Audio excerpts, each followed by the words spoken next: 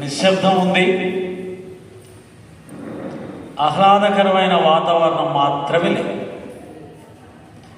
చాలాసార్లు చెప్తుంటాను సత్సంగంలో, ఈ సత్యశోధన మార్గంలో ప్రయాణం చేసేవాళ్ళు హిమాలయాలకు పరిగెట్టి వెళ్ళిపోతూ ఉంటారు. ఎందుకని? వాళ్ళందరూ మనకంటే బాగా శ్రద్ధ ఉన్న వాళ్ళే, దానికోసమే తప్పించేవాళ్ళు కాబట్టి దానికి ఏం కావాలో వాళ్ళకు తెలుసు. ఇక్కడ ఉంటే లాభం లేదు, దాన్ని పొందలేము, ఈ గడిబిడి ప్రపంచంలో పొందలేము, ఈ సంసారుల మధ్యలో పొందలేము, ఈ వాతావరణంలో పొందలేము. దానికి ఒక ప్రశాంతమైన వాతావరణం కావాలి అని తెలుసుకున్న వాళ్ళు కాబట్టి హిమాలయాలకు వెళ్ళిపోతారు. అంత దూరం వెళ్ళే అవకాశం లేని వాళ్ళు దగ్గరలో ఉన్నటువంటి ఏదైనా ఒక అరణ్య ప్రాంతాన్ని ఎంచుకొని ఒక చక్కటి కుటీరాన్ని ఏర్పాటు చేసుకొని సాధనకు కావలసినటువంటి అనుకూలమైనటువంటి వాతావరణాన్ని క్రియేట్ చేసుకొని అక్కడ సాధన చేస్తారు. వాళ్ళందరూ మనకంటే తెలివితక్కువ వాళ్ళు కాదు, మనకంటే దాన్ని పొందాలనే తపన ఎక్కువగా ఉన్నవాళ్ళు కాబట్టి, పొందడానికి ఏం కావాలో తెలుసుకున్నారు కాబట్టి దాన్ని ఏర్పాటు చేసుకొని సాధన చేశారు. మనకు దాన్ని పొందాలనే తపన అంత లేదు కాబట్టి అలాంటి ప్రయత్నం చేయట్లేదు. ఒక రకంగా ఎలాంటి పరిస్థితుల్లో అయినా సరే ఉండడం అలవాటు చేసుకున్నాం. ఇది ఒక రకంగా గొప్పది, ఇంకో రకంగా దాన్ని పొందాలనే తాపత్రయం పెద్దగా లేదేమో. ఎందుకంటే నేను ఈరోజు సత్సంగాన్ని బాబా గారికి భగవద్గీతకి పోలుస్తూ సత్సంగం చేయాలని ఒక నిర్ణయంతో వచ్చాను. అందుకని ఆయన ఏం చేశాడు, మొత్తం ఆధ్యాత్మిక సాధన అంతా కూడా స్థితప్రజ్ఞత మీద ఆధారపడి ఉంది అనేది అందరూ తెలిసిన విషయం. అంటే ఎటువంటి పరిస్థితుల్లో కూడా చలించని మానసిక స్థితే ఆధ్యాత్మిక పరమావధి. ఇక్కడ ఇంత వేడి వాతావరణంలో దాదాపు 1.5-2 గంటల నుంచి చెమటలు కక్కుతుంటే దాదాపు అందరూ 50 ఏళ్ళు 40 ఏళ్ళు పైబడ్డ వాళ్ళు అలా కదలకుండా కూర్చున్నారంటే అదే నిజమైన స్థితప్రజ్ఞత కదరా అని బాబా గారు నాకు అంటూ ఉన్నారు. నాకేమో ఎక్కడ బాబా అసలు ఊపిరాడట్లేదు, వీళ్ళందరినీ కూర్చోబెట్టి నీ పేరు మీద ఇబ్బంది ఏమన్నా పెడుతున్నావా అని అనిపించినా మీ శ్రద్ధకు శతకోటి వందనాలమ్మా. సరే, మీ శ్రద్ధ ఉన్నంత వరకు నేను సత్సంగాన్ని కొనసాగిస్తాను. బాబా భక్తులో ఉన్న గొప్పతనం అదే. బాబాను ప్రేమించడంలో ఎటువంటి కష్టాన్నైనా సంతోషంగా అనుభవించడం సాయి భక్తులకు మాత్రమే లభించిన గొప్ప అదృష్టం. మీలాంటి భక్తులు మాకు దొరకడం మా అదృష్టం. శ్రీ సచిదానంద సమర్థ సద్గురు సాయినాథ మహారాజా.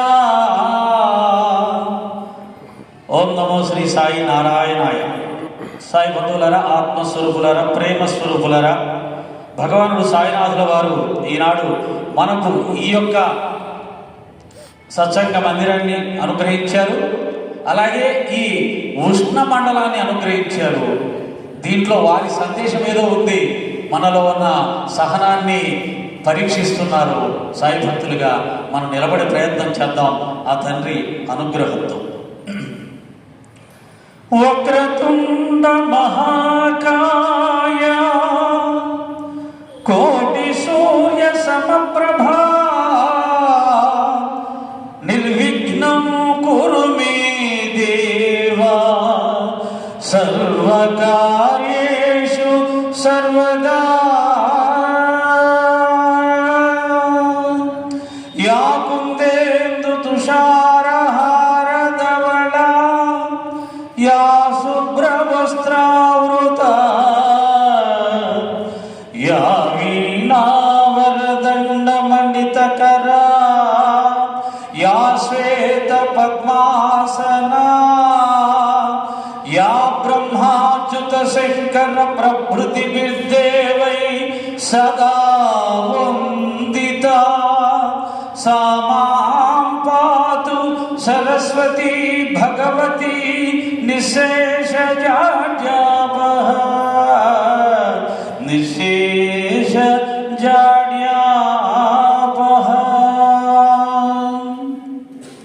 గురుర్బ్రహ్మా గురుర్విష్ణుః గురుర్దేవో మహేశ్వరః గురు సాక్షాత్ పరబ్రహ్మ తస్మై శ్రీ గురవే నమః.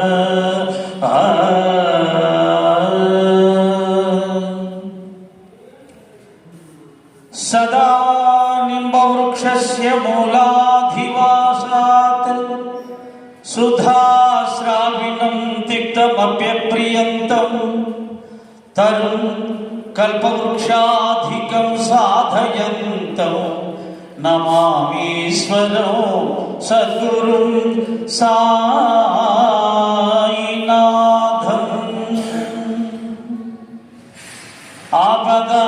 ఆపదామపహర్తారం దాతారం సర్వసంపదా లోకాభిరామో శ్రీరామో భూయో భూయో నమామ్యహం.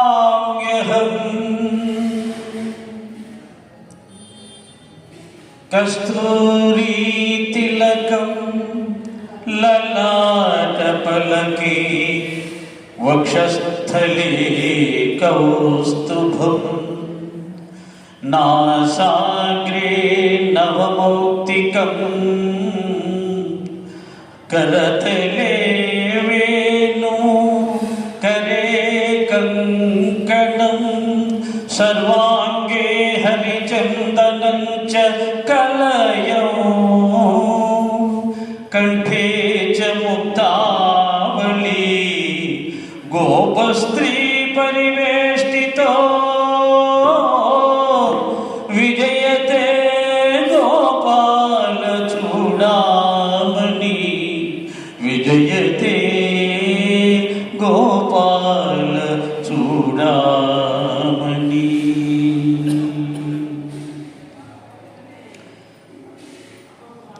సత్సంగత్వే నిస్సంగత్వం నిస్సంగత్వే నిర్మోహత్వం నిర్మోహత్వే నిశ్చలతత్వం నిశ్చలతత్వే జీవన్ముక్తి. నిశ్చలతత్వమే జీవితంలో ముక్తి స్థితి. జీవితం తర్వాత కాదు, జీవితంలో ముక్తి స్థితి. అంటే ఏవి జరిగినా మనసు చలించకుండా నిశ్చలంగా ఎవడైతే ఉంచుకోగలుగుతాడో అది యోగ స్థితి, అది ముక్తి స్థితి, అదే మోక్షం. ఆ స్థితిని జీవితంలో సాధించాలి. ఎప్పటికప్పుడు పరీక్షించుకోండి. మానవ జీవితంలో అనేక కష్టాలు వస్తాయి, నష్టాలు వస్తాయి, అవమానాలు వస్తాయి. మన తోటి ఉన్న వాళ్ళు చనిపోతూ ఉంటారు. ఈ అన్ని సందర్భాల్లో కూడా చలించకుండా మనసు నిశ్చలంగా ఉంటే నువ్వు యోగివి, నువ్వు మోక్షాన్ని పొందినట్టే లెక్క. దీన్ని సాధించుకోవడమే మనం సాధన చెయ్యాలి. దీన్నే భగవద్గీతలో చెప్పాడు. యథా దీపో నివాతస్థో నేంగతే సోపమా స్మృత యోగినో యత చిత్తస్య యుంజతో యోగమాత్మనః. గాలి లేని చోట, ఇప్పుడు గాలి లేదు, దీపం ఎలా విచిత్రంగా గాలి లేదు, ఆయన మాత్రం కదులుతూ ఉన్నాడు. అంటే ఆయన చూపిస్తున్నాడు గాలి ఉంది. గాలి లేని చోట దీపం ఏ విధంగా అయితే నిశ్చలంగా కదలకుండా వెలుగుతూ ఉంటుందో అలా మానవుడి యొక్క మనస్సు నిశ్చలంగా ఉంటే ఏ పరిస్థితుల్లో అయినా సరే అదే యోగ స్థితి. అలా ఉండాలి. ధ్యానం ద్వారా అందరూ చేసే ప్రయత్నం అదే. ధ్యానం ధ్యానం ధ్యానం అంటే ఏంటి?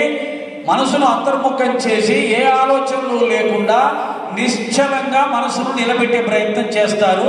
అయితే తెలుసుకోవాల్సింది ఏమిటంటే ధ్యానం చేసేటప్పుడు నీ మనసు ఉండే నిశ్చల స్థితి ధ్యానం అయిపోయిన తర్వాత కూడా నీ జీవితంలో ఎన్ని పనులు ఉన్నా, ఎన్ని ఆటంకులు వచ్చినా, ఆటుపోట్లు వచ్చినా, అవమానాలు వచ్చినా ధ్యాన స్థితిలో నీ మనసు ఎలా నిశ్చలంగా ఉందో అలా ఉంచుకోగలిగితేనే అది నిజమైన ధ్యానం, సహజ ధ్యానం. అది ఊరికే రాదు, జ్ఞానం ద్వారా మాత్రమే వస్తుంది. ఆ జ్ఞానాన్ని భగవద్గీత ఇస్తుంది, ఆ జ్ఞానాన్ని సచిత్ర ఇస్తుంది, ఆ జ్ఞానాన్ని యోగ వాసిష్టం ఇస్తుంది, ఆ జ్ఞానాన్ని వేదాంత పంచదశి ఇస్తుంది, ఆ జ్ఞానాన్ని అనేకమైనటువంటి ఆధ్యాత్మిక గ్రంథాలు ఇచ్చే ప్రయత్నం చేశాయి. అయితే గ్రంథ పఠనం వల్ల విషయం తెలుస్తుంది, కానీ ఆ స్థితి రాదు. ఆ స్థితికి చేయవలసింది ఖచ్చితంగా సాధన, సాధన, సాధన. అది ఆనాడు శ్రీకృష్ణ పరమాత్మ స్వయంగా చెప్పాడు. అర్జునుడు అడిగాడు, ఏమయ్యా ప్రతి క్షణం అనంతంగా కదిలిపోయే ఈ మనసును కదలకుండా ఉంచమంటున్నావు, అది ఎలా సాధ్యమవుతుంది అని అంటే కృష్ణుడు చెప్పాడు, వైరాగ్యం చేత, యోగం చేత, సాధన చేత ఆ విధమైనటువంటి స్థితిని సంపాదించవచ్చు అన్నాడు. అది చేసిన వాళ్ళకే ఆ స్థితి వస్తుంది తప్ప కేవలం గ్రంథ పఠనాల వల్ల, ఇలా ప్రవచనాల వల్ల రాదు. సాధన చెయ్యాలి. సాధన చేయమురా నరుడా, సాధ్యము కానిది లేదురా. అలవాటైతే విషమే అయినా హాయిగా త్రాగుట సాధ్యమురా అన్నాడు. కనుక సాధన, సాధన, సాధన అది ఏకాంత సాధనలో మాత్రమే సాధ్యమవుతుంది. ఇలా బహిరంగంగా వచ్చేవారికి అది కొద్దిగా మాత్రమే. అది కూడా ఎలా ఉంటుందంటే కదులుతుంటుంది, మళ్ళీ ఆగిపోతుంది, కదులుతుంటుంది, ఆగిపోతుంది. కానీ ఎవరైతే ఏకాంతంగా భగవద్గీతలో చెప్పినట్టుగా ఒక ఉన్నతమైన ఆసనం ఏర్పాటు చేసుకొని దాని మీద కూర్చొని చుట్టుపక్కల ప్రదేశం కూడా ఎటువంటి భయానికి తావులేని ప్రదేశంలో కూర్చొని మెడను నిటారుగా పెట్టి బ్రుకుటిలో తన యొక్క దృష్టిని నిలిపి ఎవరైతే ఆ ధ్యాన సాధన చేస్తారో వారికి అది సిద్ధిస్తుంది. కనుక సాధన వల్ల మాత్రమే నిశ్చల స్థితి వస్తుంది తప్ప గ్రంథ పఠనాల వల్ల రాదు, సత్సంగాల వల్ల రాదు, గ్రంథ రచనల వల్ల కూడా రాదు అని భగవత్ సచ్చరిత్రలో మనమ్మగారు మాట చెప్తారండి. మొదటి అధ్యాయంలో, దానికి ముందు ఉపోద్ఘాతంలో, పెద్దగా జడలు పెరిగిపోయి నేలను తాకేంత జడలు పెరిగినా సరే భూగృహంలో కూర్చొని గాలి లేని చోట తపస్సు చేసినా సరే అహం అనేది తొలగించబడదు. అలా తపస్సు చేసిన వాళ్ళకే అహం అనేది ఒక్కొక్క సందర్భంలో ఒక్కసారిగా వచ్చేసి ఎదుటి వారిని శాపం పెట్టి మొత్తం తపశ్శక్తినంతా కోల్పోయిన సందర్భాలు అనేక ఉన్నాయి. కాబట్టి ఎంత ప్రయత్నం చేసినా అహము తొలగదు. మరి అహం ఎక్కడ తొలగుతుందయ్యా అంటే గురువు పాదాలను ఆశ్రయించి గురు సేవ చేసిన వారికి, గురు అనుగ్రహం పొందిన వారికి మాత్రమే అహం తొలుగుతుంది. గురువు ద్వారా తప్ప వేరే మార్గంలో అహం తొలగే అవకాశం లేదు. అది స్వయంగా పరమేశ్వరుడు చెప్పాడు. పార్వతీదేవి పరమేశ్వరుని అడిగింది, అయ్యా ఈ మానవుడికి బ్రహ్మజ్ఞానం ఎలా కలుగుతుంది, స్థితప్రజ్ఞత ఎలా కలుగుతుంది అని చెప్పినప్పుడు స్వయంగా పరమేశ్వరుడు చెప్పాడు, దుర్లభం త్రిశులోకేషు తృణుశ్చ వదామ్యహం గురు బ్రహ్మ వినా నాణ్య సత్యం సత్యం వరాననే. గురు బ్రహ్మ తప్ప ఇంకెవ్వడు కూడా ఈ బ్రహ్మజ్ఞానాన్ని ప్రసాదించలేడు. మరి ఆ గురువు మనకు దొరికాడా? దొరికాడు. మనం అనుకున్నాం, చెప్పుకున్నాం, బాబా గారే మా గురువు అండి, రోజు 4 సార్లు హారతుల్లో పాడుకుంటున్నాం, రాజాధిరాజ యోగిరాజ పరబ్రహ్మ అంటున్నాం. బట్ బాబాని నువ్వు గురువుగా కేవలం నోటి మాటతో అంటే కుదరదు. శిష్య లక్షణాలు తెలుసుకో.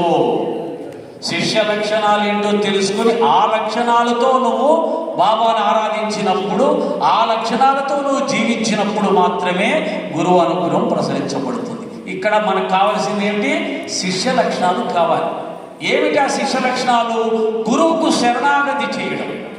గురువు ఏం చెప్తే అది తూచా తప్పకుండా వెంటనే ఆచరించడానికి దేనికైనా సిద్ధపడ. అవసరమైతే ప్రాణం పోతుందని తెలిసినా గురువు చెప్పిన దాన్ని వెంటనే ఆచరించేవాడు దాన్ని పొందుతాడు తప్ప ఎవడు పడితే వాడు పొందలేడు. ఇందాక కృష్ణ చెప్పింది అదే. భక్తుడికి, శిష్యుడికి ఉన్న ధైర్యం మరి ఇంకెవడికి ఉండదు. కనుక ధైర్యే సాహసే లక్ష్మి. ఈ భక్తి మార్గంలో, యోగ మార్గంలో, ఆధ్యాత్మిక మార్గంలో పోతున్నామంటే దేన్నైనా విడవగలిగినటువంటి ధైర్యం నీకు ఉండాలి. విడవడానికే ధైర్యం కావాలి, సంపాదించుకోవడానికి కాదు. చాలాసార్లు చెప్తుంటాం, 1,00,000 రూపాయలు సంపాదించుకుంటాం, 100 రూపాయలు పోతే 100 సార్లు ఎత్తుక్కుంటాం. అది మన యొక్క బలహీనత. పోయేదాని మీద మన దృష్టి ఉంటుంది, వచ్చేదాని మీద కంటే కూడా. పోయేది మనల్ని ఎక్కువగా చెల్లింపజేస్తుంది, వచ్చేదానికంటే కూడా. కాబట్టి వదలడం వదలడం వదలడం వదలడం వదలడం నేర్చుకున్న వాళ్ళే ఈ మార్గంలో పొందుతారు తప్ప, సంపాదించుకున్నవాడు కూడబెట్టుకోవడం అలవాటు చేసుకున్నవాడు ఈ మార్గంలో దాన్ని సాధించలేడు. తర్వాత పరమేశ్వరుడు చెప్తున్నాడు, జ్ఞానమూలం గురోమూర్తి, పూజామూలం గురో పదం, మంత్రమూలం గురో వాక్య, మోక్షమూలం గురో కృప. ఏదైనా గురువే. ధ్యానం చేయాలనుకుంటున్నావా? గురు రూపాన్ని ధ్యానం చేయి. గురువు లేనివాడు రకరకాల ధ్యానం చేసుకోవచ్చు, కానీ ఒక్కసారి నీకు గురువు దొరికాడా, గురువు యొక్క మూర్తినే ధ్యానం చేయాలి. పూజ చేయాలనుకున్నావా? గురువు యొక్క పాదాలనే పూజ చేయి. నీకు మంత్రం కావాలా, తంత్రం కావాలా, అక్కర్లేదు.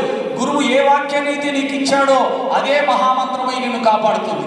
కాబట్టి గురు మార్గంలో పోయే వారికి గురువు చెప్పిందే మంత్రం తప్ప మరొక మంత్రాల కోసం మనం వెతకాల్సిన అవసరం లేదు. విచిత్రం ఏంటంటే, అదృష్టం ఏంటంటే, ఇంతకుముందు గురువును ఆశ్రయించాలంటే మనం వెళ్ళి వాళ్ళ యొక్క ఆశ్రమాల్లో, పీఠాల్లో వాళ్ళకి సేవ చేసి, వారికి సరెండర్ అయిపోయి, వారికి ఒప్పించి మెప్పించి ఇవన్నీ చేస్తే మనల్ని శిష్యులుగా స్వీకరించే వాళ్ళేమో తెలియదు. కానీ సాయినాథుల వారు వచ్చిన తర్వాత మొత్తం ప్రపంచాన్నే తన శిష్యులుగా చేసుకున్నాడు, తన భక్తులుగా చేసుకున్నాడు.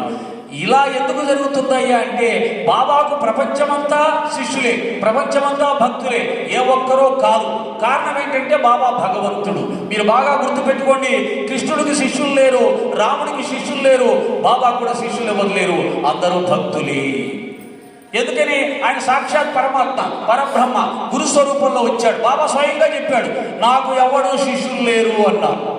బట్ మనందరం భక్తులం మాత్రమే. శిష్యుడు అంటే చాలా పెద్ద బాధ్యత వచ్చి మీద పడిపోతుంది. బాబా అంటాడు, నా గురువును నేను సేవించినట్టుగా సేవించిన వాడు ఎవడున్నాడు రా, ధైర్యంగా ఉండి రండి అన్నాడు. అలా సేవించాడు ఆయన గురువుని బాబా. ఎలా? నా గురువు ముందు నేను నిలబడ్డానికి కూడా గజగజ వణికిపోయేవాడిని.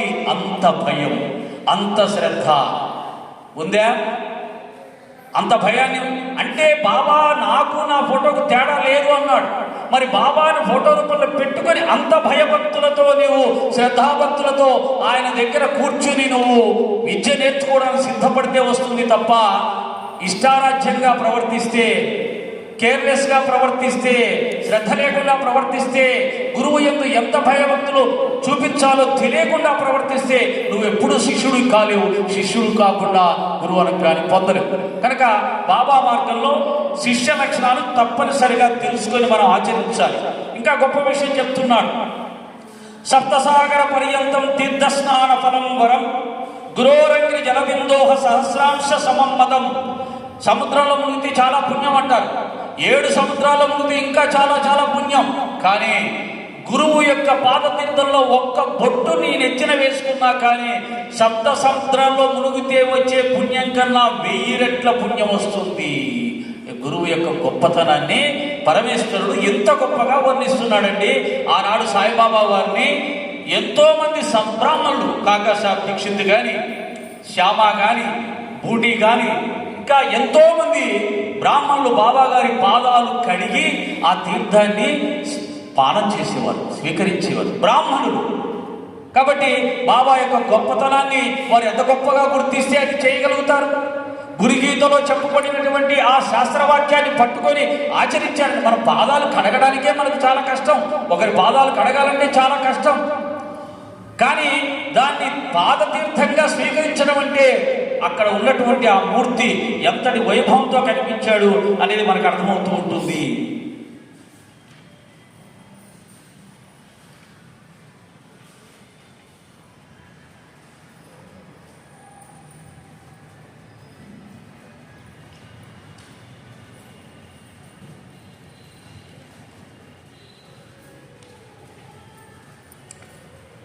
ఓం సాయి శ్రీ సాయి జయ జయ సాయి, ఓం సాయి శ్రీ సాయి జయ జయ సాయి, ఓం సాయి శ్రీ సాయి జయ జయ సాయి.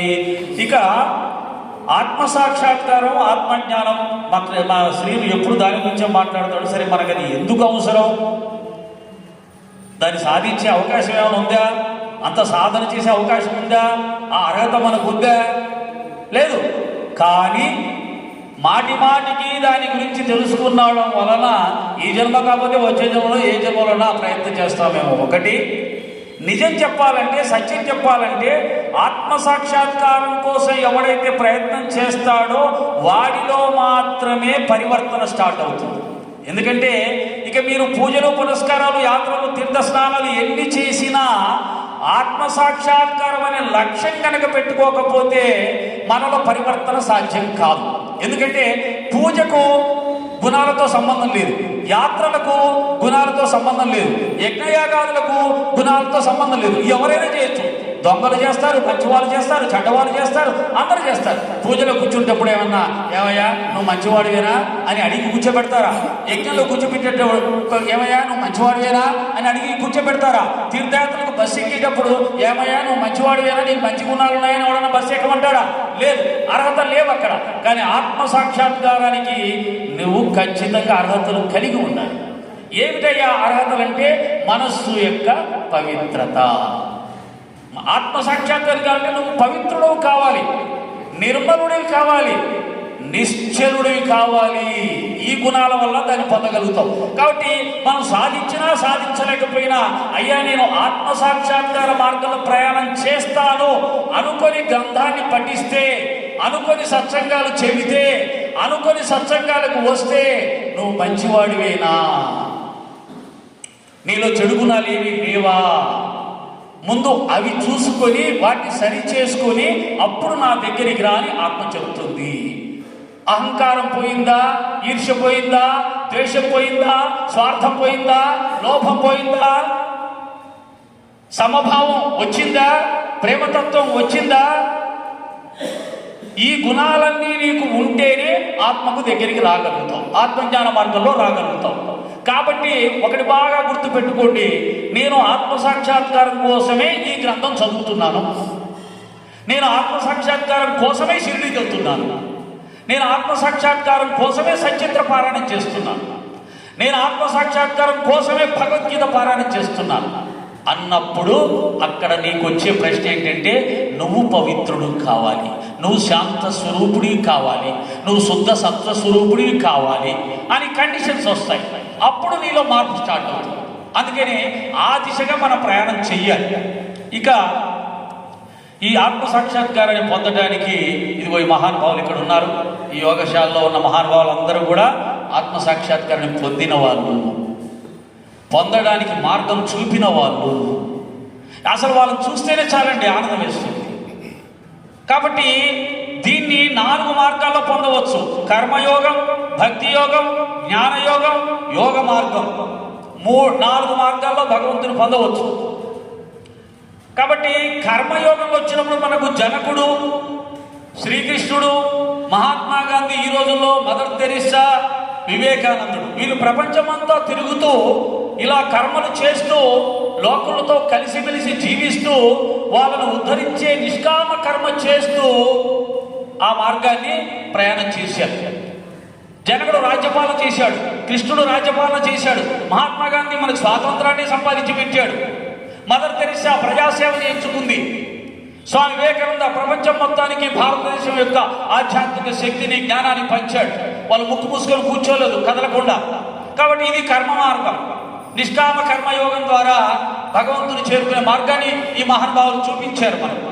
ఇక భక్తి యోగంలో చూస్తే ప్రహ్లాదుడు, పుండరీకుడు, భక్త రామదాసు, అంబరీషుడు, తుకారాము, నామదేవుడు, రామకృష్ణ పరమహంస, ఈ భక్తులకు లోకం పట్టదు, లోకను ఉద్ధరించే ప్రయత్నం ఏమీ చెయ్యరు.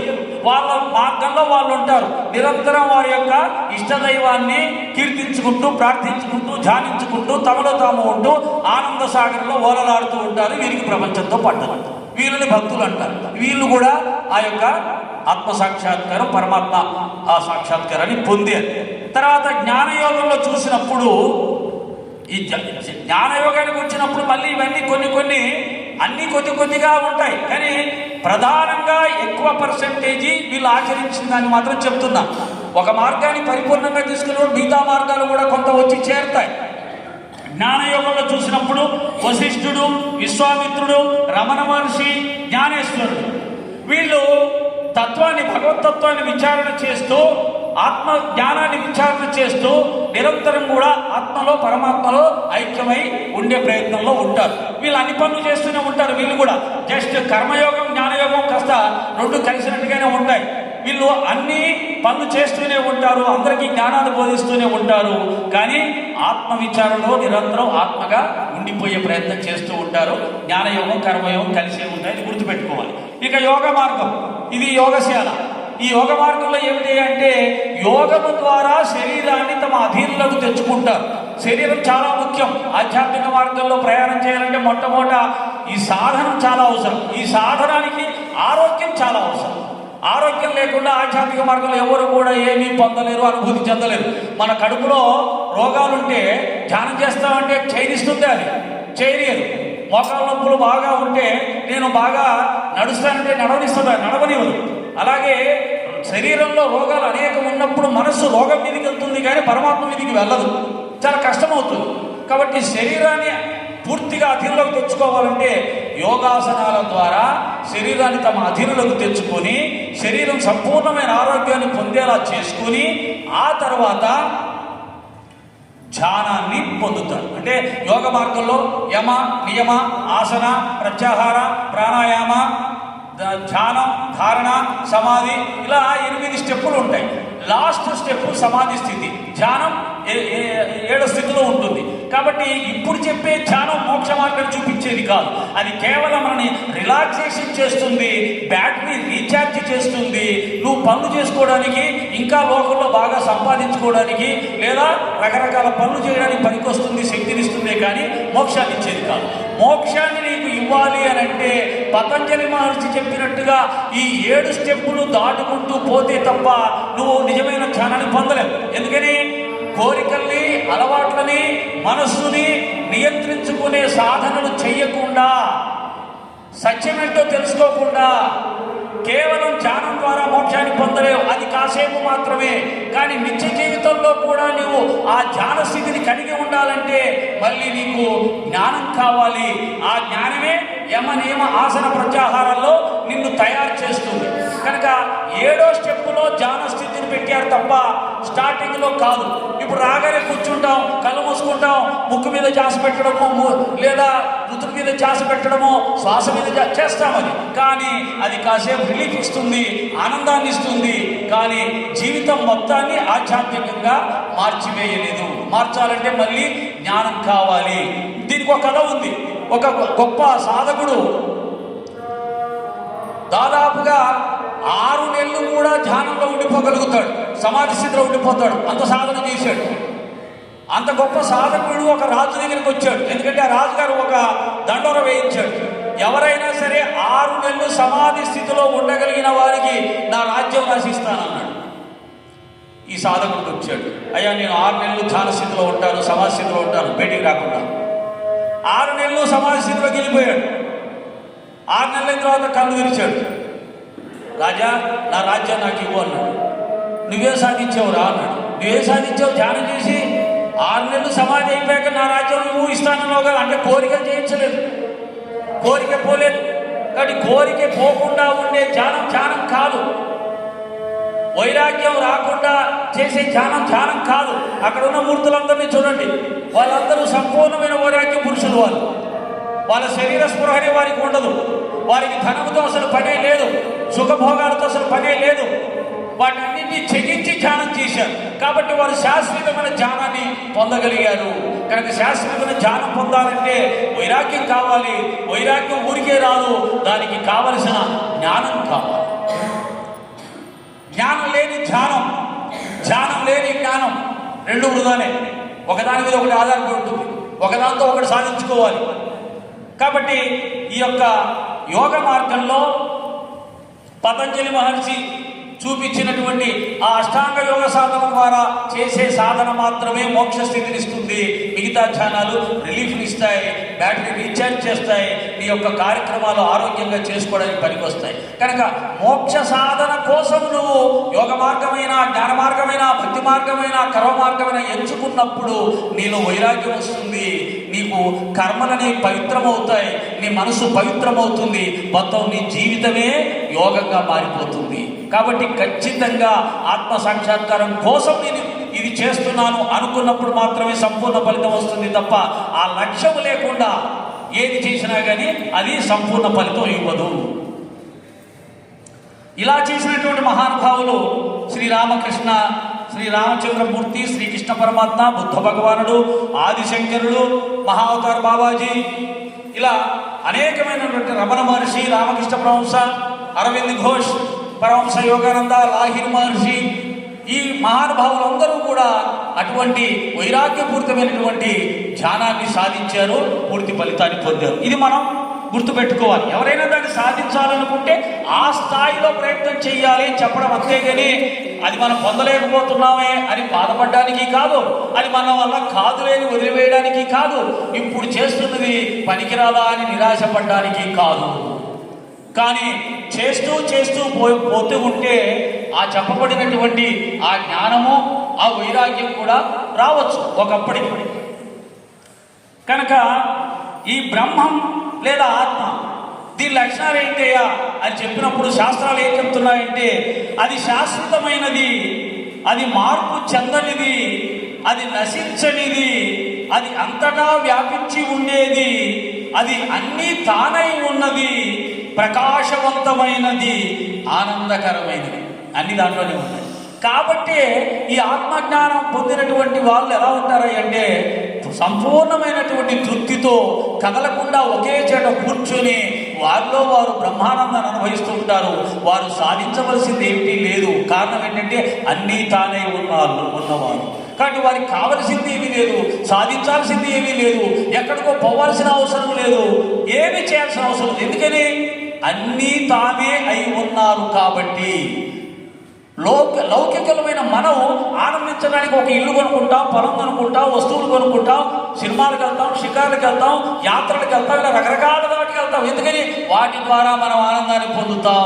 కానీ ఆత్మ సాక్షాత్కారం పొందిన వ్యక్తి ఆ ప్రయత్నాలు ఏమీ చెయ్యకుండానే ఆ పరిపూర్ణమైన ఆనందాన్ని తనలోనే అనుభవిస్తూ ఉంటాడు.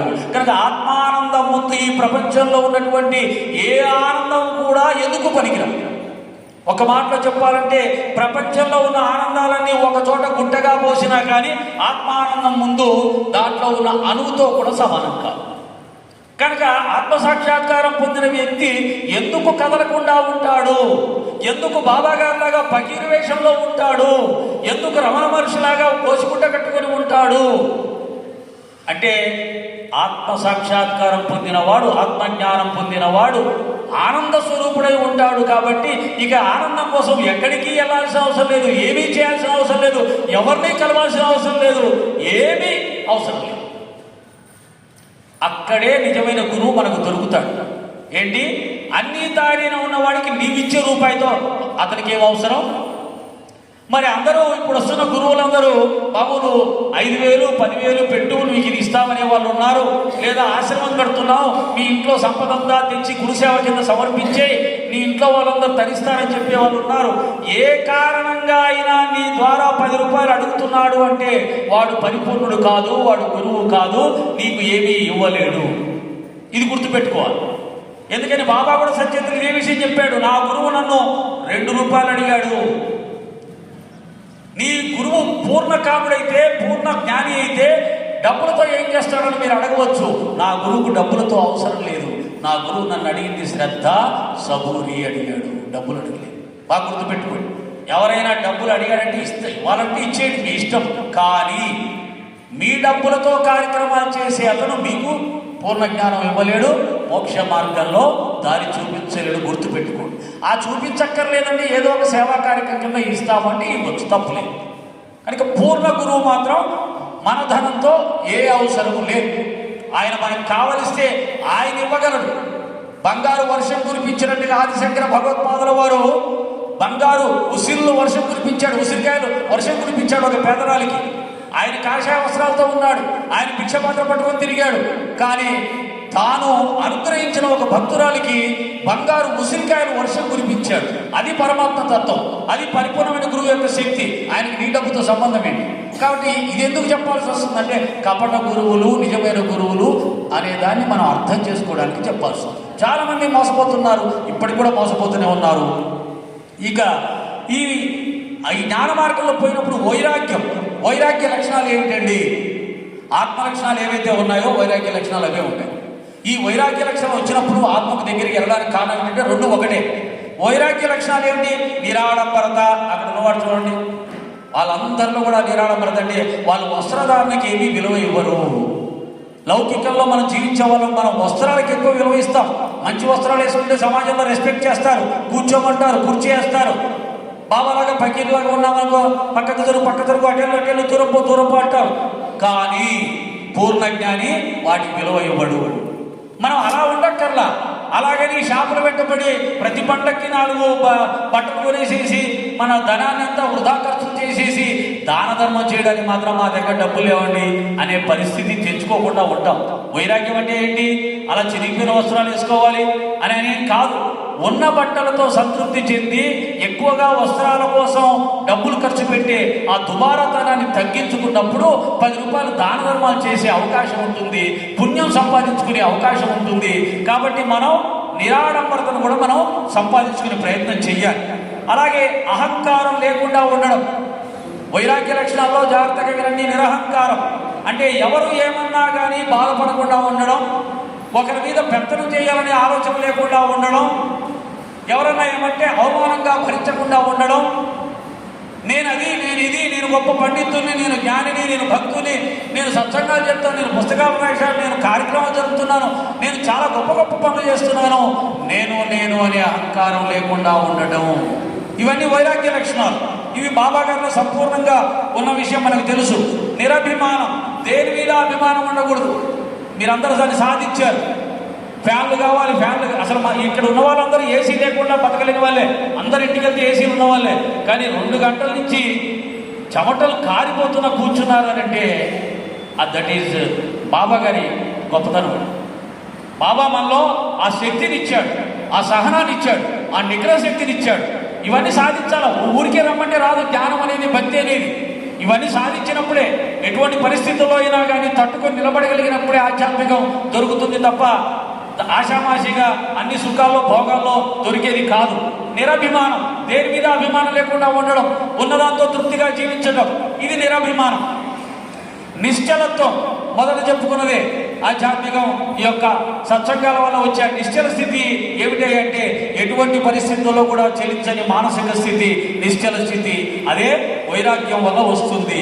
ప్రేమ భావం, మన ఇంట్లో వాళ్ళని మనం ప్రేమించడం కాదు, అందరినీ సమానంగా ప్రేమించడం, అందరినీ మన వాళ్ళుగానే ప్రేమించడం. ఎవరికైనా కష్టం వస్తే, మన ఇంట్లో వాళ్ళకి కష్టం వస్తే ఎలా చెల్లిస్తామో అలా చెల్లించడం. అలా చెల్లించి మన బిడ్డల కష్టం వస్తే లక్షలు దానం చేస్తాం. బయట వాళ్ళకి వస్తే ఇచ్చేయమని మీ ఉద్దేశం కాదు. అంత అక్కర్లేదు. కొంత అంటే కనీసం ముందు అయ్యో వాడు దెబ్బతిన్నాడే, వ్యాపారంలో నష్టపోయాడే, అయ్యో వాడు బాధపడుతున్నాడే, అయ్యో అనే జాలి పుట్టినా మనం మనుషులుగా ఉన్నట్టుగానే లెక్క. నీది ఇమ్మని కాదు, మన బిడ్డలకి ఇవ్వగలుగుతాం మన ఆస్తిపాస్తులు, కానీ ఊర్లో అందరికి ఇస్తామా సమభావం సమప్రేమ అని? ఇవ్వలేము.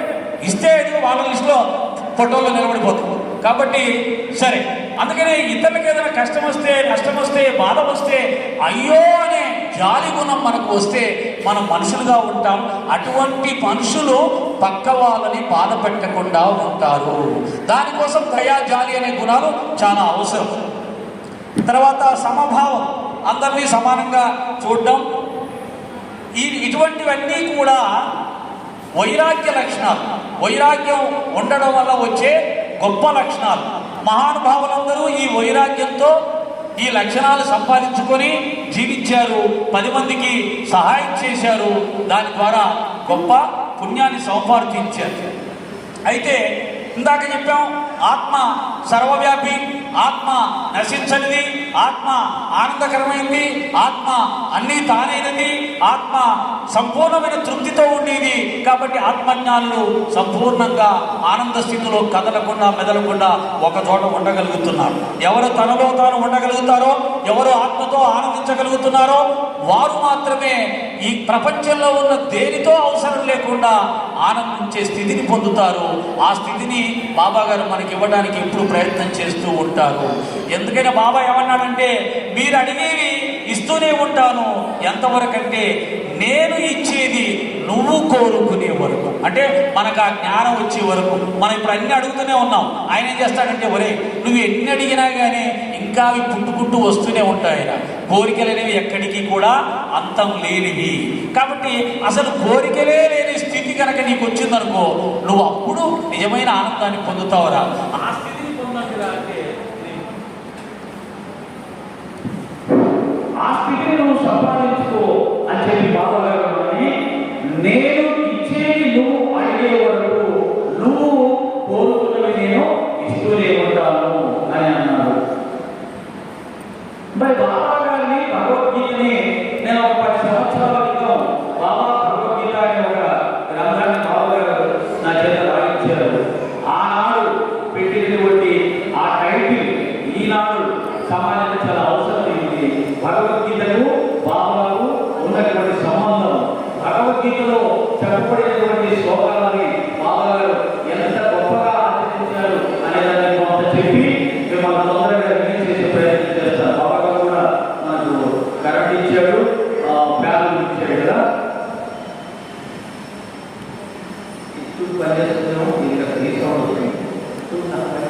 సెల్ అయిపోయింది గురుగారు, ఛార్జింగ్ అయిపోయింది, దాంట్లో అయిపోయింది.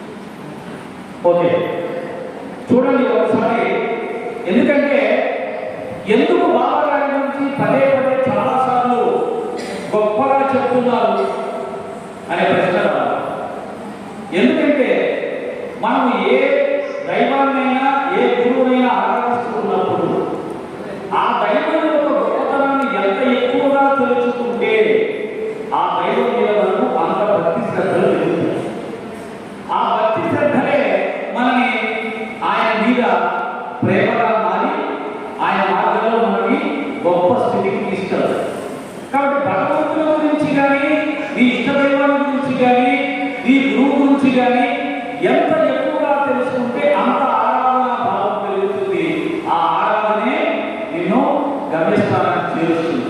కాబట్టి అందుకనే పూర్వకాలపు వ్యాస భగవానుడు భాగవతాన్ని రాశాడు, వాల్మీకి మహర్షి రామాయణాన్ని రాశాడు, మళ్ళీ పోతన గారు తెలుగు భాగవతం రాశాడు. ఇప్పటికీ కూడా ఎంతో మంది భాగవతం రామాయణాలు రాస్తూనే ఉన్నారు. ఎందుకని అవన్నీ ఉన్నాయి కదా? కాదు, వారి వారి దృష్టిలో వారి వారి భగవంతుని మీద కలిగిన ప్రేమతో రాస్తూనే ఉంటారు. బాబా గారి మీద వచ్చిన గ్రంథాలు, వ్యాసాలు శ్రీకృష్ణ పరమాత్మ, శ్రీరామచంద్రమూర్తి తప్ప ఎవరి మీద వచ్చుంటారు. అన్ని గ్రంథాలు, అన్ని పాటలు, అన్ని సినిమాలు, అన్ని సీరియల్స్ ఎటు చూసినా బాబానే. ఎంత రాసినా తనివి తీరదు, ఎంత చెప్పినా తనివి తీరదు, ఎన్నిసార్లు విన్నా తనివి తీరదు. అది బాబా మీద మనకున్నటువంటి ప్రేమ దర్శనం. ఆ ప్రేమే బాబా యొక్క అనుగ్రహాన్ని మన మీద వర్షింపజేయడానికి కారణం అవుతుంది. ఆ ప్రేమ పెరగడానికి బాబా యొక్క గొప్పతనాన్ని పదే పదే చెప్పడం జరుగుతుంది. నైనం చిందంతి శస్త్రాణి నైనం దహతి పావకః న చైనం కేవలం చాపో న శోషయతి మారుతః. ఈ ఆత్మను శస్త్రాలు ఛేదింపలేవు, అగ్ని దహింపదాలదు, నీరు తడపదాలదు, గాలి ఎండింపచేయలేదు. ఇవన్నింటినీ ఈ యొక్క శ్లోకంలో చెప్పిన దాన్ని బాబా గారు ఎంత చక్కగా తన జీవనం యొక్క ప్రయాణంలో మనకు నేర్పించారు అంటే, అధ్యాయం 7లో కన్నయోగం అంటే శరీరాన్ని ముక్కలు ముక్కలుగా చేసి మళ్ళీ దాన్ని కలిపి సజీవంగా సాయినాథుల వారు కనిపించడం అనేది కన్నయోగం అంటారు. ఈ కన్నయోగం హిమాలయాల్లో సంచరించే ఎవరో ఒకరిద్దరు యోగులు తప్ప ఎవరికి తెలియదు. అటువంటి అద్భుతమైనటువంటి యోగ ప్రక్రియని సాయినాథుల వారు చూపించారు. అలాగే బాగా సరసన కానుకున్న అన్నంలో చేయి పెట్టి కలిపి తిప్పి, అంటే చేయితోటి తిప్పి ఆ శరీరానికి అగ్ని కాల్చలేదు అనే సత్యాన్ని నిరూపించారు బాబా. అదేవిధంగా 36 గంటలు ఆయన శరీరాన్ని విడిచిన తర్వాత 36 గంటలు ఆ శరీరం గాలి పట్టకుండా సజీవంగా చైతన్యవంతంగా ఉన్న శరీరం ఏ విధంగా అయితే ఫ్రీగా కదులుతుందో ఆ విధంగా ఆయన శరీర అవయవాలన్నీ కూడా చాలా సులభంగా కదిలే. అలా ఆయన వేసుకున్న కబడ్డీని అసులభంగా తీయగలిగాడు. అంటే మామూలుగా చనిపోయిన శరీరం గంటలోగా బిగుసుకుపోతుంది, ఇక శరీరంలో ఏ అవయవం కూడా కదలదు. కానీ బాబా గారి యొక్క శరీరం 36 గంటలైనా సరే చాలా సజీవంగా ఉన్న శరీరం ఎలా కదిలిందో అలా కదిలే అవకాశం కనిపించిందంట. కాబట్టి బాబా గారిని గాలి ఎండింప చేయలేదు, వేడి కాల్చలేదు, ఖడ్గం ఖండింప చేయలేదు అనేది తెలుస్తుంది. అలాగే 43-44 అధ్యాయంలో 28 అధ్యాయంలో మేఘశ్యాముడు బాబాకు అభిషేకం చేయాలి అని చెప్పి భావించి చాలా దూరంగా వెళ్ళి గంగను మోసుకొని వచ్చి బాబా శరీరం మీద ఆ బిందెలు పైకి ఎత్తి హరగండి హరగండి హరగండి అంటూ బాబా నెత్తి మీద ఆ యొక్క బిందెలను కుమ్మరించినప్పుడు బాబా శరీరంలో తల తప్ప ఎక్కడ ఒక్క బొట్టు కూడా నీరు పడలేదు, తడపలేదు. అంటే నీరు ఆత్మను తడపలేదు, అగ్ని శరీరాన్ని దహింపలేదు, ఖడ్గం శరీరాన్ని ఖండించలేదు, వాయువు శరీరాన్ని ఎండింపజేయలేదు. ఈ విధంగా భగవద్గీతలో ఏ శ్లోకమైతే కృష్ణ పరమాత్మ ఆత్మలక్షణాలుగా చెప్పబడిందో దాన్ని సాయినాథుల వారు అద్భుతంగా ప్రాక్టికల్ గా అందరి ముందు చూపించడం జరిగింది. కాబట్టి బాబా గారిని భగవద్గీత శ్లోకాలను ప్రత్యక్షంగా ఇవి నిదర్శనం అని చెప్పడానికి ఉపయోగించుకున్నారు. తన శరీరాన్ని ఆత్మలక్షణాలను ప్రత్యక్షంగా బాబా గారు చూపించారు. భగవద్గీతలో చెప్పబడిన జ్ఞానం సత్యమని నిరూపించడానికి బాబా గారు ఈ ప్రయత్నం చేశారని నేను భావిస్తూ ఉంటాను. అలాగే సర్వభూతస్తమాత్మ సర్వభూతాని చాత్మని ఈచతే యోగయుక్తాత్మ సర్వత్ర సర్వదర్శినః. అంటే యోగి అయినటువంటి వాడు సర్వభూతాలను తనలో చూసుకుంటాడు, తనను అన్ని భూతాల్లో చూసుకుంటాడు. అంటే అన్ని తనతో సమానంగా భావిస్తాడు. యోగి అయిన వాడు అన్ని భూతాలను తనలో చూసుకుంటాడు, తనను అన్ని భూతాల్లో చూసుకుంటాడు. ఇది కృష్ణ పరమాత్మ చెప్పినటువంటి ఈ శ్లోకం.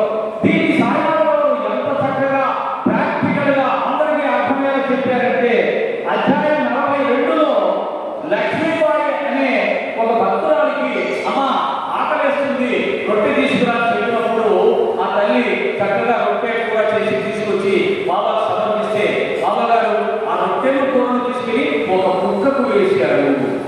ఆ కుక్క చక్కగా ఆరాటపడుతూ పరిగెత్తుకొని వచ్చి మొత్తం తిని అప్పుడు తృప్తిగా పడుతుంది. అప్పుడు లక్ష్మీబాయి అయింది, బాబా నీకు ఆకలేస్తుందంటే నేను రొట్టె కూడా చేసుకుని తీసుకొని వచ్చి నువ్వేమో ఆ కుక్కకు వేశావు ఏంటయ్యా అంటే, అమ్మా ఆ కుక్క ఆకలి నా ఆకలి ఒకటే.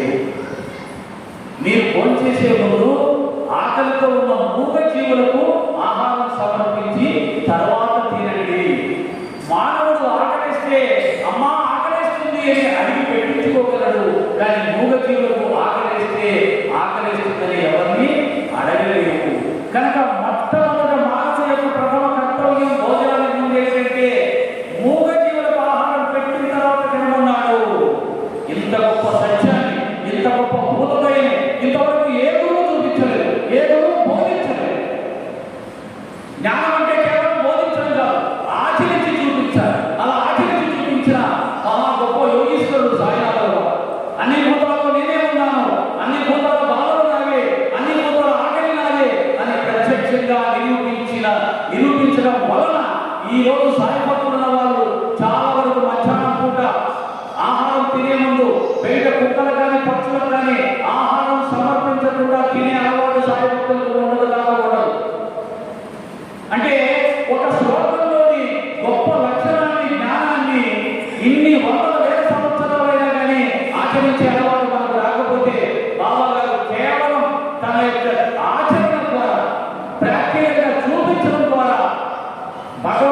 అంటే ఏమాత్రం తెలియని వాళ్ళకి కూడా సాధారణమైనటువంటి పాత్రలు కూడా గీతలో ఉన్న జ్ఞానాన్ని ఆచరించేలా చేయగలిగాడు. అది సత్తుడు సమర్థ సత్తుడు యొక్క గొప్పతనం. అందుకనే ఈ యొక్క గీత యొక్క జ్ఞానాన్ని సాయాలు మనకు ఇంత సులభంగా అర్థమయ్యేలా చేయగలిగాడు. ఇదే యొక్క ఏంటి సర్వభూత సమాత్మ సర్వభూతాన్ని ఆత్మని ఈక్షతే యోగాత్మ సర్వత్ర సర్వదర్శన. అన్ని భూతాల్లో తనలో అన్ని భూతాలను చూసుకోవడం ఉత్తమ యోగీశ్వరుడి లక్ష్యం అని కృష్ణ పరమాత్మ చెప్పిన దాన్ని గురుగీతలో పరమేశ్వరుడు కూడా చెప్పాడు.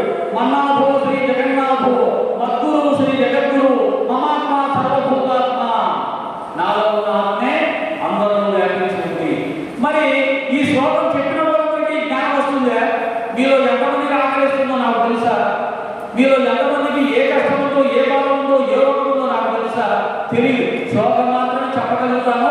అందరూ పరమాత్మ ఉన్నాడు అని చెప్పగలుగుతాను, అర్థం చేసుకోగలుగుతాను. కానీ అనుభూతి చెందడం ఎవరికి రాదు. అలా వస్తే అతను యోగి అవుతాడు. ఆ యోగీశ్వరుడే సాయాలు. ఎందుకని కుక్కలు ఆకలిస్తున్న విషయాన్ని తెలిసింది అంటే కుక్కలో ఉన్న ఆత్మతో ఆయన అనుసంధానమై ఉన్నాడు. అలాగే ఇందాక కృష్ణ చెప్పినట్టుగా ఆ కాపాడే భార్య యొక్క కుమారుడు యొక్క ఆ ప్లేట్ వ్యాధిని బాబా గారు తీసుకోగలిగాడు అని అంటే అతనితో కూడా బాబా గారు అనుసంధానమై ఉన్నాడు. ఇలా విశ్వాత్మ భావంతో ఎవరైతే ఉండగలుగుతారో వారు మాత్రమే సంపూర్ణ జ్ఞానం కాగలుగుతారో అనేది కూడా తెలుస్తుంది. అది పుస్తక పఠనం వల్ల, శ్లోకాలు చెప్పడం వల్ల, గ్రంథ రచన వల్ల రాదు. విశ్వాత్మ భావం ఇంతకు ముందు చెప్పినట్టుగా అనంతమైన సాధన వల్ల వస్తుంది. ఒక మాటలో చెప్పాలంటే 12 సంవత్సరాలు కదలకుండా ఏకాంతవాసంలో ఎవరైతే తమలో తాము ఉంటూ ధ్యానం చేయగలుగుతారో అటువంటి వారికి సిద్ధిస్తుంది. 12 సంవత్సరాల ఏకాంతవాసం ఆత్మధ్యానాన్ని మహాత్ములు ఆచరించి చూపించారు. ఒక దాని వల్ల మాత్రమే సాధ్యం తప్ప ఆత్మజ్ఞానం సాక్షాత్కారం గ్రంథ పఠనాల వల్ల, శ్లోకాలు చెప్పడం వల్ల రాదు అని కూడా తెలుసుకోవాలి. అలాగే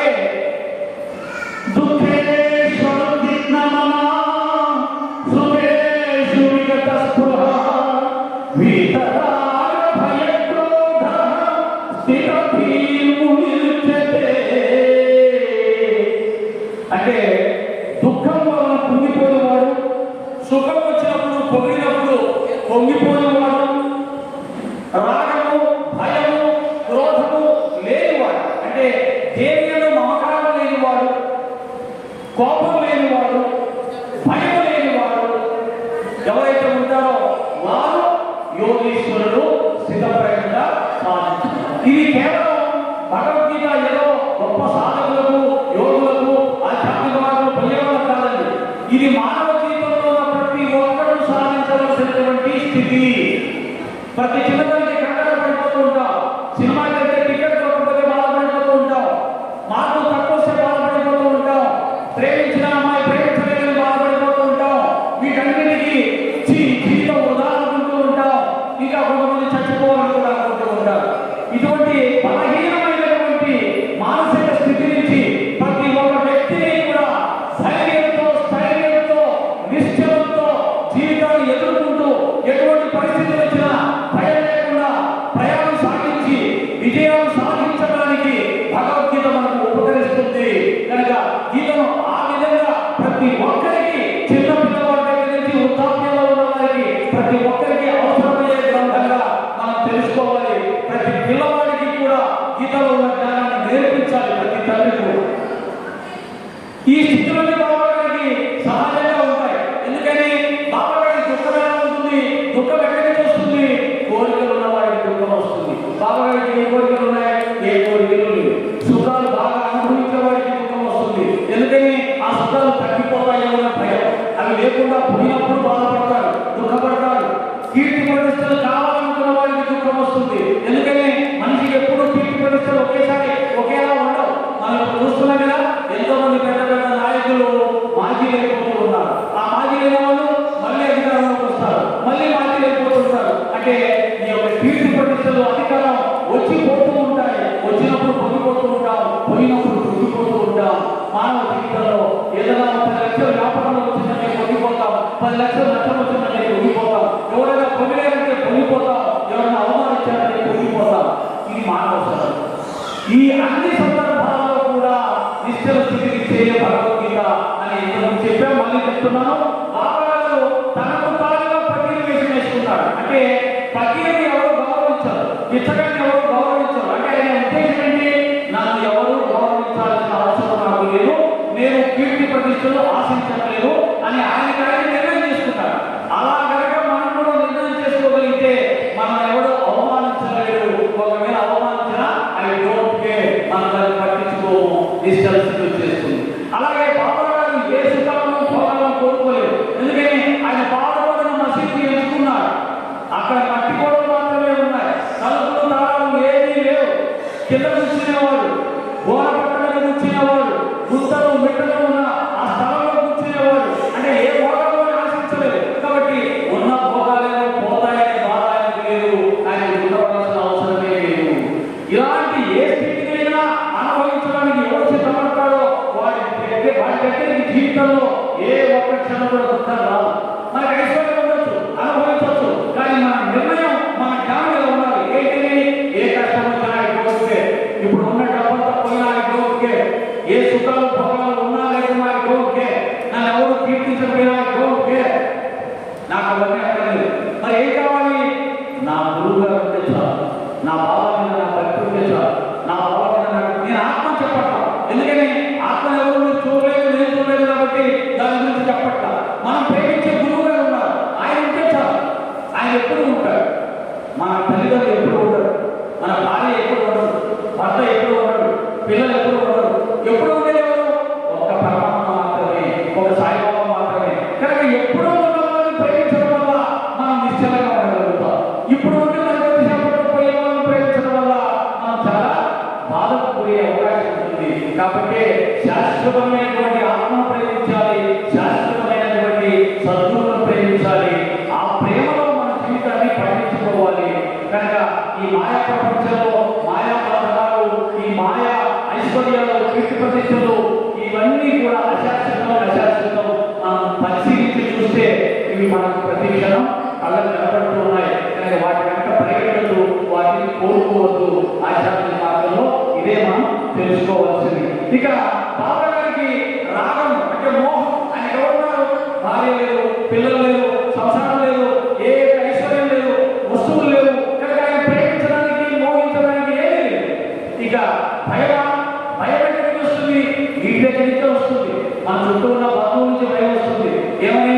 వీళ్ళు ఏమన్నా అడుగుతారేమో, ఇవాళ వస్తుందేమో, తీసుకుని మళ్ళీ మనకి ఇవ్వలేదు. మన చుట్టూ ఉన్నటువంటి రక్తబంధం నుంచి బాధ వస్తుంది, భయం వస్తుంది. ఎందుకని? అమ్మో వీళ్ళు చచ్చిపోతారేమో, వెళ్ళిపోతారేమో, వాళ్ళు వెళ్ళిపోతే నేను ఎలా జీవించాలి? అక్కడి నుంచి వస్తుంది భయం. ఎక్కడి నుంచి వస్తుంది? మన ఇంట్లో ఉన్న వస్తువుల నుంచి వస్తుంది. ఈ వస్తువులు పాడైపోతాయేమో, నిన్నే కొనుక్కొచ్చాను ఈ వస్తువు, సోఫా నిన్నే కొన్నాను, కారు నిన్నే కొన్నాను, దాన్ని ఎంత అపరూపంగా చూసుకుంటామో, దాని ఎవరైనా పిల్లలు ముట్టుకుంటే పాడైపోతుందేమో, దుప్పట్లు నిన్నే కొనుక్కున్నాను, అవి పిల్లలు ఏమైనా ఎక్కి పొందుతారేమో. అంటే ఈ వస్తు ప్రపంచం ఎవరైతే సమకూర్చుకుంటారో వారికి భయం ఉంటుంది, వారికి బంధం ఉంటుంది, వారికి బాధ ఉంటుంది.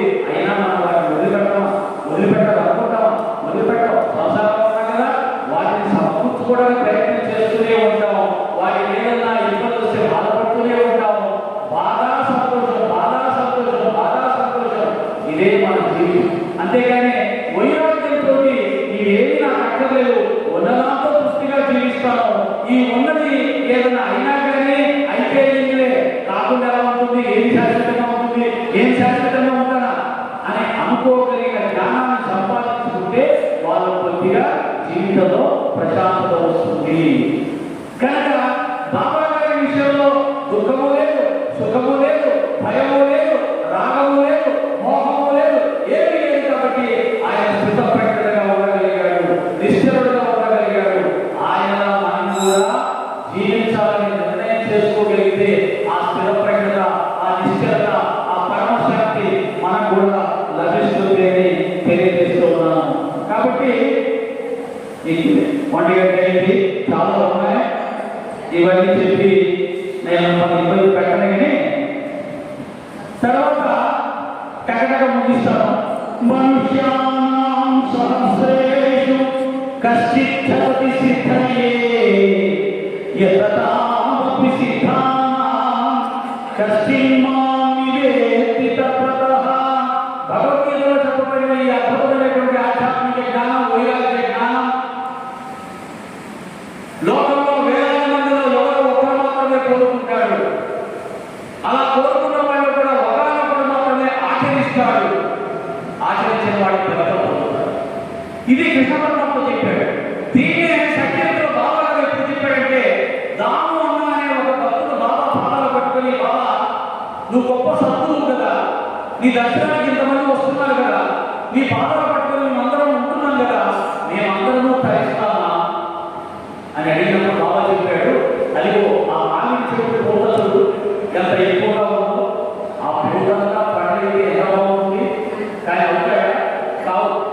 ఆ పూత చిన్న గాలికి రాలిపోతుంది, పెద్ద గాలికి కాయలు కూడా రాలిపోతాయి, కొన్ని మాత్రమే పండ్లు అవుతాయి. ఇదే కృష్ణ పరమాత్మ గీతలో చెప్పాడు. వేల మందిలో ఒకరినొకరు మాత్రమే ఈ ప్రయత్నం చేస్తాడు. అటు ప్రయత్నించిన వాళ్ళు ఒకరినొకరు మాత్రమే యథార్థమైనటువంటి జ్ఞానాన్ని పొందుతాడు. బాబా చెప్పిందలే, మామిడి చెట్టు పూత చాలా ఉంది, పూతలన్నీ పండ్లు కావు, పూతలో చాలా వరకు గాలి కాలిపోతాయి, కాయలు రాలిపోతాయి, కొన్ని మాత్రమే పండ్లు అవుతాయి. అంటే గీతలో చెప్పిన జ్ఞానాన్ని సాగిన వారు ఎంత చక్కగా అర్థమయ్యేలా చెప్పాడు.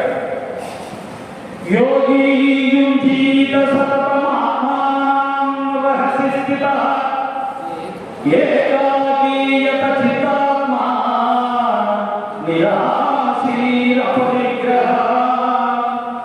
యోగి అనేవాడు నిశ్చలమైనటువంటి స్థితిని సాధించడానికి ఏకాంత స్థితిలో ఉంటూ తన ఆత్మధ్యానంలో అనన్యంగా ఉండాలి.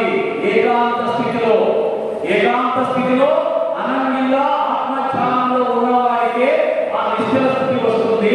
అపరిగ్రహ అంటే ఎవరి దగ్గర నుంచి ఏమీ ఆశించకుండా, ఇందాక చెప్పినదే సంపూర్ణమైన జ్ఞాన లక్ష్యం ఏంటంటే ఎవరిని ఏమీ నోరు తెరిచి అడగడు, వాళ్ళు ఇష్టాన్ని తీసుకోడు. అది జ్ఞాన లక్షణం. అటువంటి వారికి స్థిత ప్రజ్ఞత వస్తుంది తప్ప అన్యులకు సాక్ష్యం కాదు.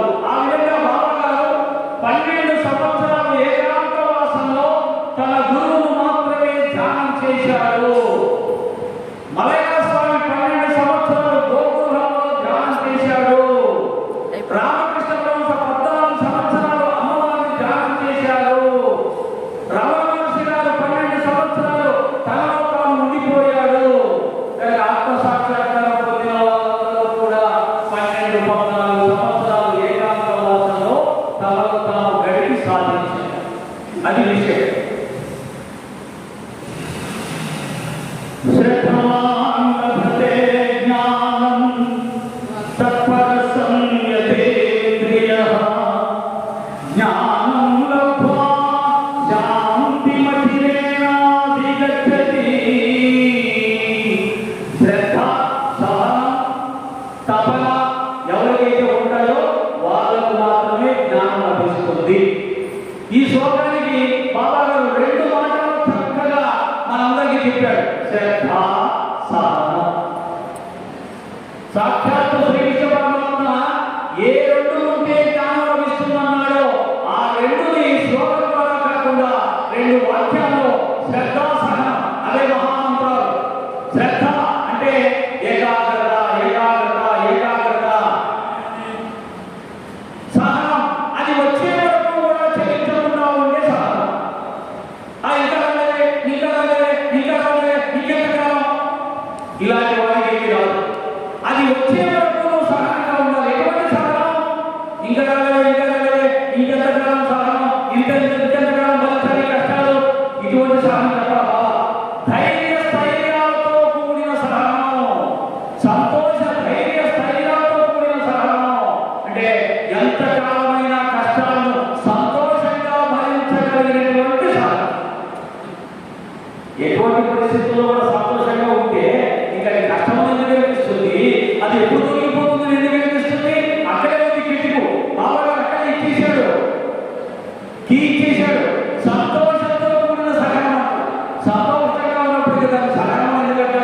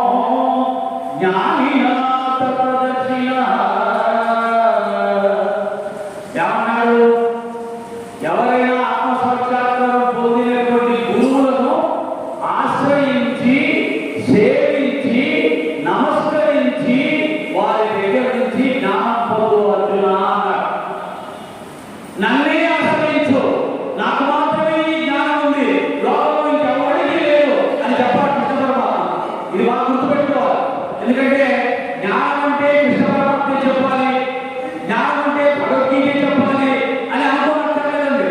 లోకంలో జ్ఞానం పొందిన వాళ్ళు అనేక మంది ఉన్నారు. ఆ జ్ఞానం పొందిన వాళ్ళు ఎవరైనా సరే ఆశ్రయించి, సేవించి, నమస్కరించి, శ్రద్ధతో వారి దగ్గర జ్ఞానాన్ని పొందవచ్చు అని చెప్పాడు. అలా పొందిన వాళ్ళే రామకృష్ణ పరమహంస గారి దగ్గర స్వామి వివేకానంద, వీరబ్రహ్మేంద్ర స్వామి వద్ద సిద్ధయ్య స్వామి, అలాగే శంకరాచార్య వారు, గోవింద పాదాల దగ్గర ఇలా అనేక మంది శిష్యులు, అనేక మంది గురువులను ఆశ్రయించి ఆ యొక్క జ్ఞానాన్ని పొందారు. మహావతార బాబాజీ దగ్గర లాహరి మహర్షి దగ్గర యుక్తేశ్వరి దగ్గర పరమహంస యోగానంద, ఇలా ఎంతో మంది గురువులను ఆశ్రయించి పొందారు. అలా పొందవచ్చు, ఇది కూడా మనం తెలుసుకోవాలి. ఈ విధంగా సచరిత్ర, సాయిబాబా వారి జీవితం భగవద్గీతకు మరొక ప్రతిరూపంగా మనకు దర్శనమిస్తుంది. అందుకే ఇందాక ఫైనల్ గా కృష్ణ చెప్పాడు, బాబా గారు భూమి మందిరంలో కృష్ణ పరమాత్మ కోసం కట్టినటువంటి ఆ యొక్క స్థానంలోకి నన్ను తీసుకుని వెళ్ళండి అని బాబా గారు స్వయంగా చెప్పడం ద్వారా అక్కడ వెళ్ళి కృష్ణుడి విగ్రహం ప్రతిష్ఠించాల్సిన చోట సాయినాథుడి విగ్రహం ప్రతిష్ఠించడం ద్వారా నేనే ఆ శ్రీకృష్ణ పరమాత్మని అని స్వయంగా బాబా గారు నిరూపించడం జరిగింది. శ్రీడి మాధే పండరపోరా సాయి బాబా రామావారా, బాబా రామావారా, సాయి బాబా రామావారా, శుద్ధ భక్తి చంద్రభాగా, భావ పుండలీకా జాగా, పుండలీకా జాగా, భావ పుండలీకా జాగా, యాహు యాహు వగేనా కరుభావన్ శివంగానా, సాయి శివంగానా కరుభావన్ శివంగానా, గణమనే బాబా సాయి దాపావమాధే ఆయి, పావమాధే ఆయి, దాపావమాధే ఆయి, ధలీలో గణవందీన తెరన దుర్గని కహేన రూప తుజే, तेरे आलिंगन आनंद कोड भगवान में होए नाम, तमेव माता पिता तमेव, तमेव बंधु सखा तमेव, तमेव विद्याधरम तमेव, तमेव सर्वं मदेव देव, कायेन वाचा मदेव कुशात्मना प्रकृति स्वभाव, करोमि यज्ञ सकलं परस्मै नारायणाय समर्पयामि, अद्भुतं केशवं रामारायण कृष्णदामोदरं वासुदेव हरे, श्रीहरं माधवं गोपिकावल्लभं जानकी नायकं रामचन्द्रं भजे, हरे राम साई राम हरे हरे, हरे कृष्ण साई कृष्ण हरे हरे, श्री గురుదేవ దత్త. ఇది బాబా యొక్క మధ్యాహ్న హారతిలో బాబా గారు స్వయంగా పండరీనాథుడుగా, పాండురంగడిగా భావించి స్థాపించి చేసుకునే హారం. నిజంగా సకల దేవతా స్వరూపుడు, సకల సాధు స్వరూపుడు, సకల యోగి స్వరూపుడైనటువంటి ఆ సచ్చిదానంద పరబ్రహ్మ ఆనాడు రామభద్రుడు ఏ విధంగా అయితే భూమిలో అవతరించాడో అలా ఈనాడు సాయినాథుడు శివుడిగా అవతరించాడు. ఈ అవతారాల ఫలితం ఎందుకు వస్తాయి, అవతారాలు ఎందుకు వస్తాయి, వాటిని ఎలా తీసుకోవాలని చెప్పి చూపించేస్తారు. రామావతారం వచ్చింది, అది కొన్ని లక్షల సంవత్సరాలు ఈ యొక్క భూమండలాన్ని పాలన చేసింది. ఆ తర్వాత కృష్ణావతారం వచ్చింది, రాముడు మర్చిపోయారు, అందరూ కృష్ణ మధ్యలో మునిగిపోయారు. అప్పుడు ఆంజనేయ స్వామి గారి కోపం వచ్చింది, నిన్నగాక వచ్చావు, నువ్వెలా పూజింపబడతావు, నువ్వెలా దేవుడు అవుతావు, దేవుడు రాముడే తప్ప ఇంకెవరు కాదు అని కృష్ణ పరమాత్మని నిన్నగాక వచ్చావు అని ఇప్పుడు చాలా మంది బాబా గారిని నిన్నగాక వచ్చాడు అందరినీ వదిలేసి ఈయనను పూజిస్తున్నారు అంటే ఆనాడు రాముని వదిలేసి కృష్ణుడు కూడా అలాగే అందరూ పూజిస్తుంటే స్వయంగా ఆంజనేయ స్వామి గారు వచ్చి ప్రశ్నించారు. అప్పుడు కృష్ణుడు చెప్పాడు, ఆంజనేయ అది త్రేతాయుగం, ఆనాటి ధర్మానికి రామావతారం పద్ధతులు సరిపోతాయి, ఇది ద్వాపరయుగం, ఈ యుగంలో రాముని యొక్క లక్షణాలతో జీవిస్తే ఎవరు బతకలేరు, కాబట్టి కృష్ణావతారం అవసరమైంది, కాబట్టి నేను రావాల్సి వచ్చింది అన్నాడు. ఆ తర్వాత కలియుగం వచ్చింది, భగవానుడు వచ్చాడు, ఆయన చెప్పాల్సింది ఆయన చెప్పాడు. ఆ తర్వాత మన యొక్క సనాతన ధర్మంలోనే శైవులు వైష్ణవులు అని తనుకొని చచ్చి వీళ్ళు వాళ్ళ మందిరాలను కొనగొట్టి, వాళ్ళు వీళ్ళ మందిరాలను కొనగొట్టి వస్తూ ఉంటే ఆదిశంకర భగవత్పాదుల వారు వచ్చి శివకేశవులకు భేదం లేదు, ఇద్దరు ఒకటే అనే అద్వైతాన్ని చూపించి అందరి చేత అంగీకరింపజేసి ఈ భారత జాతి మొత్తాన్ని కూడా ఒక్కటి చేసి నడిపించారు. ఆ తర్వాత మళ్ళీ కాలం మారిపోయింది. భారతదేశంలోనికి అనేక మతాలు వచ్చి చేరాయి. ఆ మతాల కారణంగా హిందూ మతానికి వేరే మతానికి సంఘర్షణలు రావడం మొదలుపెట్టింది. దానిని సరిచేయడానికి మరొక అవతారం అవసరం వచ్చింది. ఆ అవతారమే అల్లా మాలిక్ అంటూ రామనామాన్ని జపిస్తూ మసీదులో ఉంటూ ద్వారకామాయి దానికి పేరు పెడుతూ అక్కడ మసీదులను ఏర్పాటు చేస్తూ మసీదులో పూజలు హారతలు స్వీకరిస్తూ రామనామాన్ని అల్లాహ్ని జపిస్తూ మనందరి రామనామాన్ని జపింపజేస్తూ హిందూ ముస్లిం అందరూ కలిసిమెలిసి సౌఖ్యంగా జీవించండి. భారత జాతి యొక్క ఐకమత్యాన్ని సాధించండి. మతాలని మానవహాన్ని సృష్టిస్తాయి. ఎవరి మతాన్ని వారు గౌరవించండి, ఆరాధించుకోండి. పరమతాన్ని కూడా గౌరవించండి. సప్తామానికి ఏకై ఒక్కొక్క మతంలో ఒక్కొక్క అవతారంతో ఆ పరబ్రహ్మే అవతరించాడు. కాబట్టి 2 రకాల దేవుళ్ళు లేరు, 3 రకాల దేవుళ్ళు లేరు. వాళ్ళ నామరూపాలు లేరు కావచ్చు, కానీ వాళ్ళలో చైతన్య శక్తి మాత్రం ఆ పరమాత్మ చైతన్య శక్తి, పరబ్రహ్మ చైతన్య శక్తి, వేదం చెప్పినటువంటి ఆ పరబ్రహ్మే ఈ రూపాల్లో అవతరించి తన బిడ్డల్ని ధర్మాలను నడిపించడానికి ప్రయత్నం చేశాడు. పరమాత్మ బిడ్డలంటే హిందువులు మాత్రమే కాదు, పరమాత్మ బిడ్డలంటే ముస్లింలు మాత్రమే కాదు, పరమాత్మ బిడ్డలంటే క్రైస్తవులు మాత్రమే కాదు, ఈ భూప్రపంచంలో ఉన్న సకల జీవరాశి ఆయన బిడ్డలే. కాబట్టి అందరినీ ధర్మాలను నడిపించడానికి ఆయా సందర్భంలో ఆయా మతాల్లో ఆయా దేశంలో అవతరిస్తుంటాడని జ్ఞానం తెలుసుకున్నప్పుడు ఆదిశంకర భగవత్పాదులు చెప్పిన అద్వైత జ్ఞానం అర్థమవుతుంది. అన్నమయ్య చెప్పినటువంటి బ్రహ్మం ఒకటే పరబ్రహ్మం ఒకటే అనేది అర్థమవుతుంది. బాబా గారు చెప్పిన సప్తమాలి ఏకై అన్న సత్యం అర్థమవుతుంది. కానీ కులమతాల కాలజోలు పెట్టుకుని చూస్తే బాబా మనకు అర్థం కాదు. ఆ కులమతాల కాలజోలు తీసేసి చూస్తే బాబా ఎవరో మనకు అర్థమవుతుంది. ఈ యుగానికి ఈ కాలానికి సాహిత్యంలో ఎంత అవసరమో తెలుస్తుంది. సాయి వచ్చాక కులమతాల కూడా కూలిపోయాయి. నేను ఎంతో మంది బ్రాహ్మణ ఇళ్లలో ముస్లింలను పిలిచి వాళ్ళ ఇంట్లో భోజనం పెట్టిన బ్రాహ్మణులు చూశారు. వాళ్ళు సాయి కనుక ఈ యొక్క కులమతాల గోడలు కూలగొట్టాలంటే సాయి చెప్పినటువంటి సప్తమాలకి అందరిలో ఉన్నది పరమాత్మే, అందరిలో ఉన్నది నేనే. ఆనాడు కృష్ణుడు చెప్పాడు, ఈనాడు బాబా చెప్పాడు, ఎందరో మహాత్ములు చెప్పారు. దురదృష్టం కొద్దీ మహాత్ములు చెప్పింది మనం ఆచరించాం. మన యొక్క పరీక్షల్ని మనం లోకంలో వ్యాపింపజేసి విభేదాలు సృష్టించి జాతిని నిర్వీర్యం చేసి నాశనం చేసే ప్రయత్నం చేస్తుంటాం. కనుక సాయి తత్వాన్ని చక్కగా అర్థం చేసుకుని దాన్ని ప్రోత్సహించినప్పుడు మానవ జాతి సుభిక్షంగా ఉంటుంది, శాంతి సాధనాలు ఉంటుంది అని తెలియజేస్తూ ఈ మహా అవకాశం ఇచ్చినటువంటి ఈ యోగశాలకి అలాగే ఈ కార్యక్రమాన్ని ఏర్పాటు చేసిన మా ఎర్రం సాయికి ధన్యవాదాలు, కృతజ్ఞతలు తెలియజేసుకుంటూ ఎంతసేపు ఓపికగా కూర్చున్న మీ అందరికీ కూడా శిరస్సుని నమస్కరిస్తున్నాను. ఓం శ్రీ సాయి.